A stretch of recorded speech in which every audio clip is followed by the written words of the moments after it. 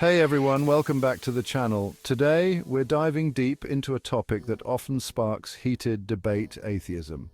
Now, when we talk about atheism, it's not just about the absence of belief in a higher power, it's about a whole worldview, a way of looking at the universe and our place in it.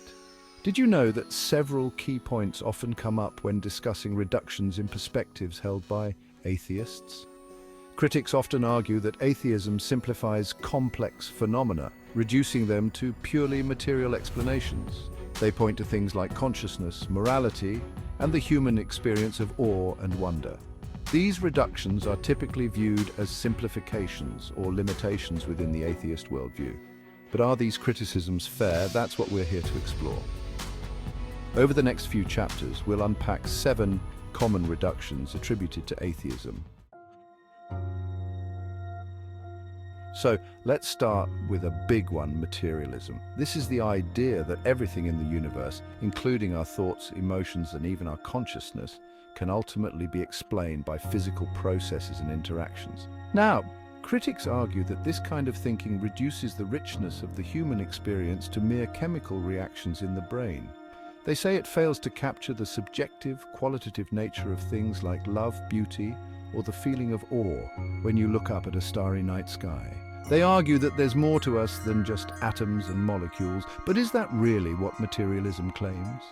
Does acknowledging the physical basis of our existence automatically negate the depth and complexity of human experience?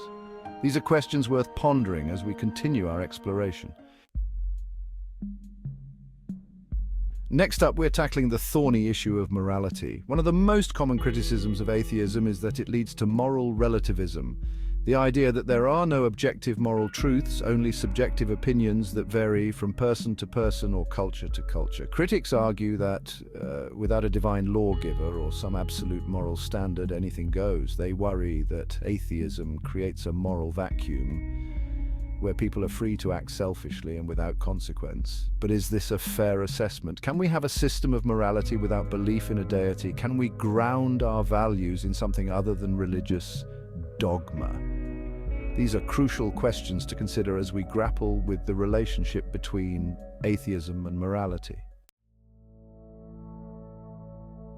Now let's talk about something that's deeply personal for many people: purpose and meaning in life. Critics often suggest that atheism leads to a sense of existential nihilism, the belief that life is ultimately meaningless and purposeless. Without a preordained plan or a higher power guiding our steps, they argue, we're left adrift in a vast and indifferent universe.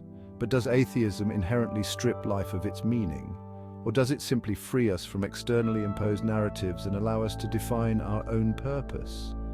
Can we find meaning in a universe that doesn't necessarily have inherent meaning? These are profound questions that have puzzled philosophers and theologians for centuries. Let's get into the fascinating realm of consciousness. Now, neuroscience has made incredible strides in understanding the biological underpinnings of consciousness. We're learning more and more about how the brain gives rise to our thoughts, feelings, and subjective experiences. But critics argue that this reductionist approach, while valuable, misses something crucial.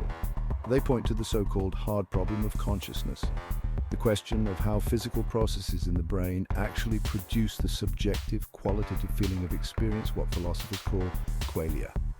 How do we explain the redness of red, the taste of chocolate, or the feeling of love in purely neurological terms? Is consciousness simply a product of brain activity, or is there something more to it? Chapter 5: Reduction of Religious Experiences. Religious experiences are often cited as evidence for the divine. People from all walks of life and religious backgrounds report having profound, life-altering experiences that they attribute to a higher power. Critics argue that atheism, in its attempt to explain everything through a naturalistic lens, dismisses these experiences as mere psychological phenomena, hallucinations, or misinterpretations of natural events. They argue that this reductionist view fails to account for the transformative power and deep personal significance of these experiences for many people. So how do we reconcile the atheist worldview with the reality of religious experiences? Is there a way to acknowledge the power of these experiences without attributing them to supernatural causes. Chapter 6. Reduction of human exceptionalism. One of the most profound implications of our growing understanding of the universe is the realization that we are not at the center of it.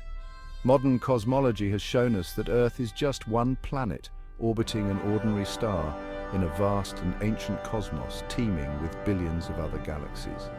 Critics argue that this dethronement of humanity from its privileged position leads to a reduction of human exceptionalism, the idea that humans have a unique and inherent value above all other creatures.